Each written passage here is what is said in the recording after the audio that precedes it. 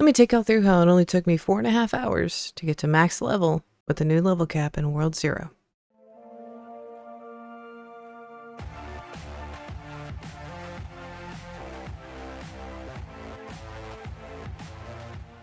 Hey, Malebians, it is Sister Card here. Hopefully, you're having a great day. I'm having a great day. We're back today in World 0 because we're going to be going over how I got through 690 levels and 4 prestiges for the new max level cap for World 0. I want to go through kind of everything I did and some different fine tunings that have been made with recent changes.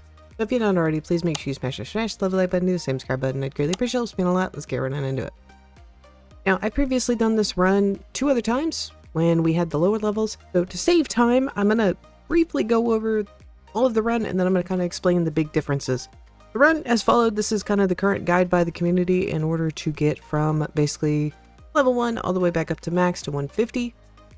A lot of this has stayed the same from previous runs, but the big changes is going to be that first one where it's 1 through 39. We're going to be in the Celestial Tower. Now, if you've never done the Celestial Tower, it's basically clearing rooms as you go, and then every 5 rooms you fight a boss. Pretty simple.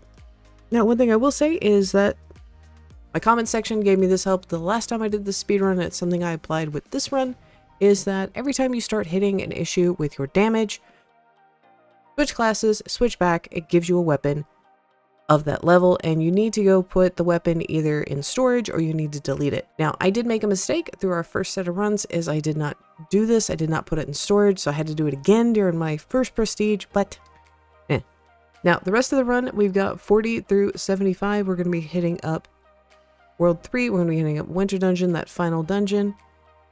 From 75 to 94, we're going to be heading on over to Rough Waters, and you're basically just going to be killing the first little group. After that, we're going to the Labyrinth for 95 to 115. After that, for 115 to 120 is Treetop. I didn't actually spend that much time in this area, so I'm just giving y'all a heads up.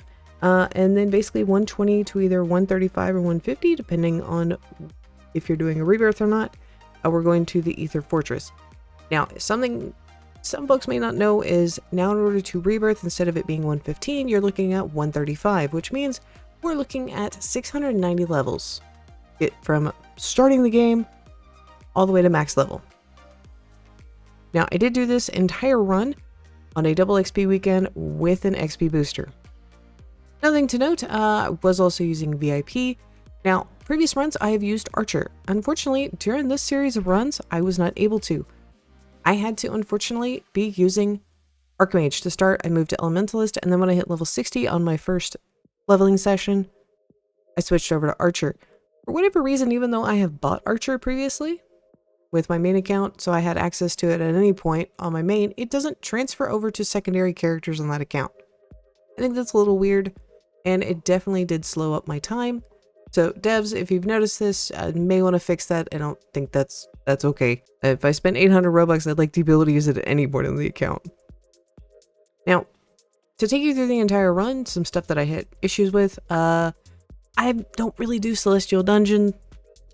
Wasn't actually anticipating it. I left during the first part of the run to go back and switch classes to get weapons. Shouldn't have done that. If you are running through this and you're getting 1 through 39, just stay in it until you level all the way up, because you get set back to the start, and I probably would have had some better gear. Another thing I ran into that was a serious problem, especially in the beginning of this run, is that pets. Because pets are now level based and you no longer get a guaranteed legendary, this became a problem because I had to keep pets leveled up and I didn't have a guaranteed legendary, so I really didn't have a good companion pet while I was running around. So that was something definitely a hindrance. If I had kind of prepped this ahead of time and, you know, had a good pet ready to go that was at level 1, maybe this could have been better.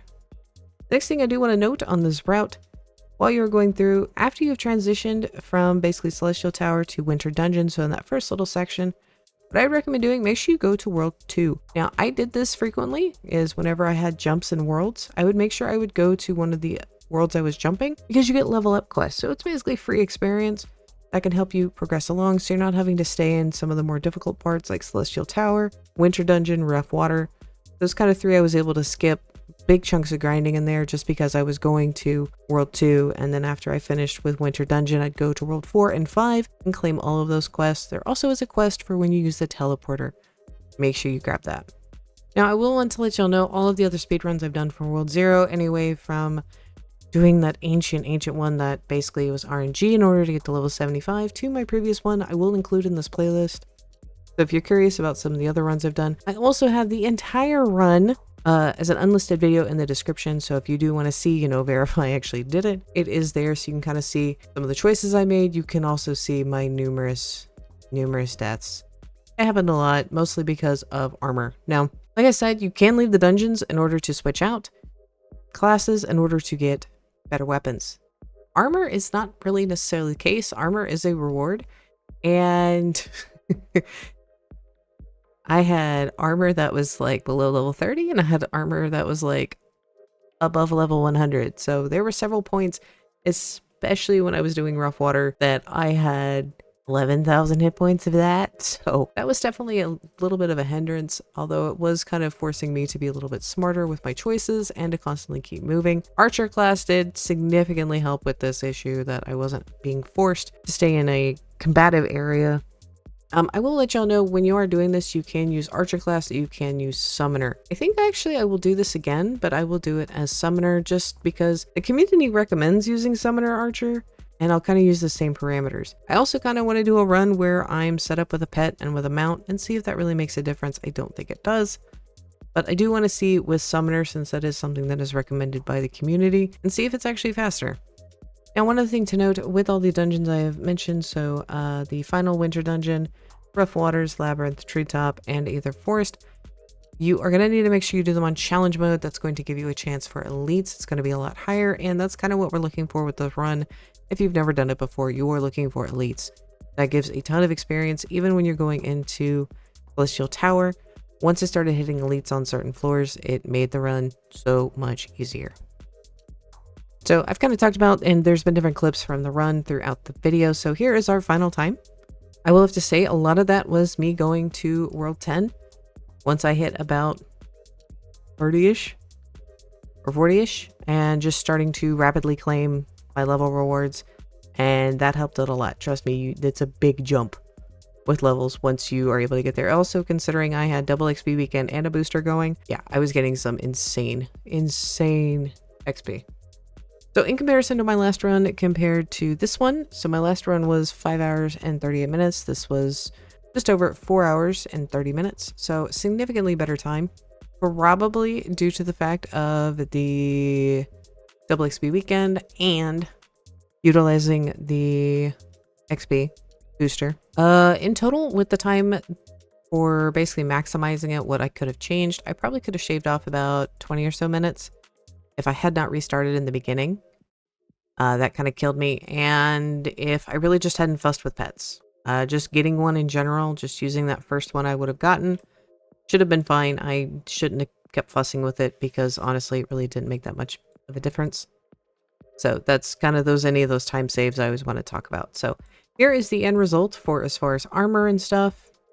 So this was one of the pets I had. This was the high-end gear, and then this is the rest of the gear I ended up saving throughout the run. I had a lot of low-level stuff just from doing Celestial Tower, and then we had a few medium bows, and then the armor and the high-tiered stuff that I was using.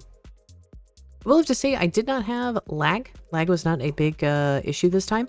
No disconnects this time. That's another thing I was excited about. My original runs I had disconnects, but didn't really have that issue this time. So I am excited for what World 0 has coming up this year. Apparently there's going to be some new content, so I will keep up to date on that. Maybe doing something with the account. I have not decided yet. I'm doing a little bit more noob to pro, a little bit more speedrun stuff on the channel. I will let y'all know when we get there. But plebs, thank y'all for being here. Hopefully this was informative, and I'll see y'all next time.